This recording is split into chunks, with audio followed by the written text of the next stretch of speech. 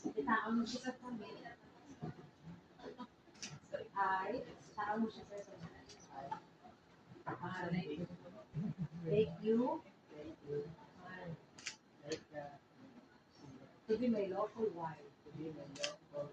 I give you this ring as a sign of my love and fidelity now and forever.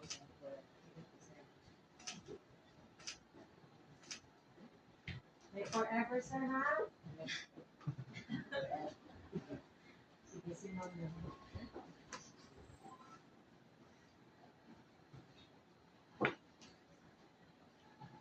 I,